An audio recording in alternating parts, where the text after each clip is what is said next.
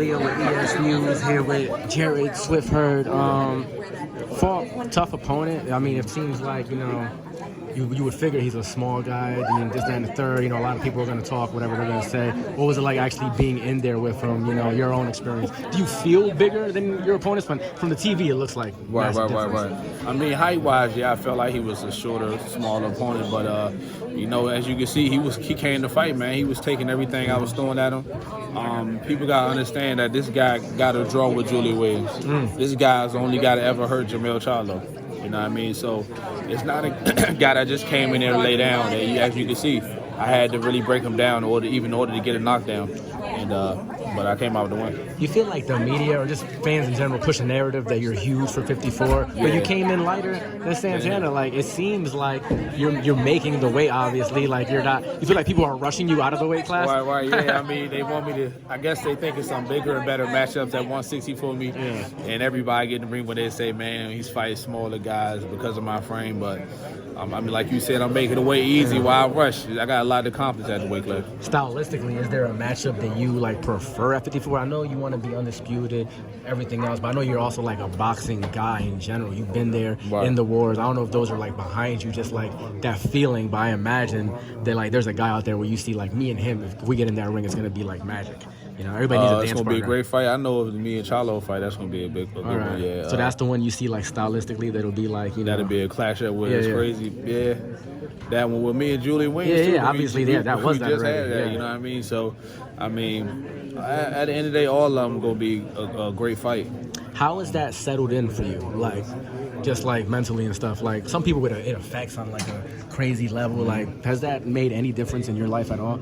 You know how boxing is with taking a first loss and things like that. Right. Yeah. Well, I mean, like I said, it wasn't more so the loss.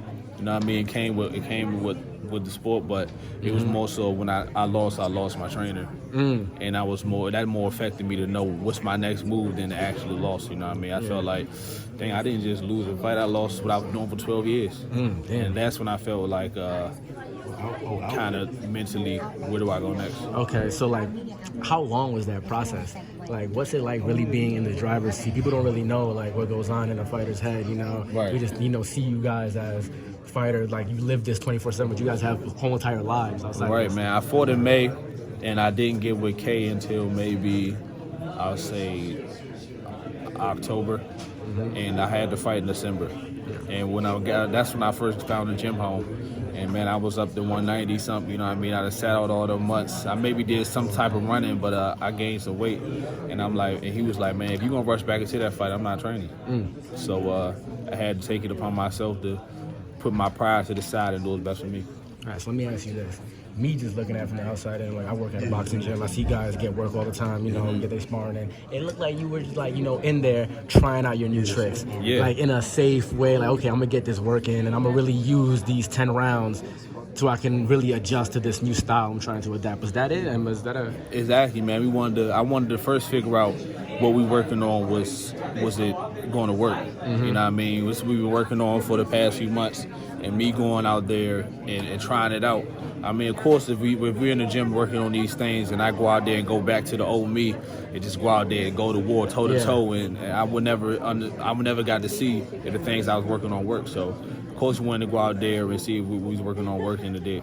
What was something that you were working on, and in the ring you did, they were like, okay, yeah, this is actually what I want? Well, I saw, you had the left hand low, you catching stuff with the elbow, shoulder high, kind of a Philly shell-esque looking kind of thing. Well, we was focusing on, using distance and 100% jabs. I think that's probably what I did the most tonight is throw them jabs. I threw a crazy amount of jabs and defense. We wanted to work on not landing our punches and not getting hit as much. Jarrett, appreciate your time. Thank you so much, man. brother. Appreciate Thank it. you.